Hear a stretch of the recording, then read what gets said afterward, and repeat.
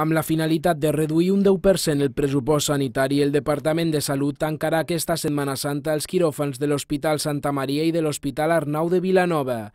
Així ho van confirmar responsables dels dos centres, que van explicar que en el cas de l'Arnau hi haurà operatius 6 quiròfans i el Santa Maria tancarà els 5 dels quals disposa.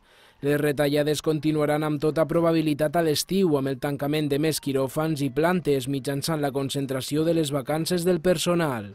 El secretari general de la Federació de Serveis Públics d'UGT Terres de Lleida, Pep González, creu que la retallada d'un 10% en el pressupost sanitari es pot fer per altres vies que no afectin directament l'usuari. A més, ha manifestat que augura un canvi de model sanitari no compartit des del sindicat. Jo penso que la reducció del 10% se pot fer per d'altres mitjans que no sigui directament a l'atenció a l'usuari. Nosaltres pensem que tot això va adreçat amb un canvi de model sanitari en un futur, i en la qual cosa no ens deixa de preocupar, en certa manera, perquè veiem un trasbase de lo que és la sanitat pública amb el seu deteriorament cap a una sanitat privada que està en una escalada superior que és clara, i un trasbàs de mitjans de la sanitat pública a la sanitat privada.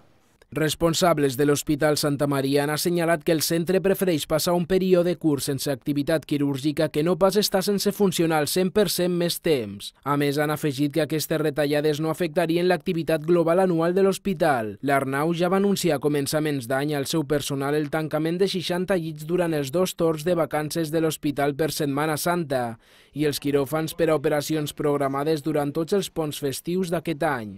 Així mateix es preveu que consultes externes i quiròfans generals funcionaran al 70% al juliol i al setembre i al 50% a l'agost.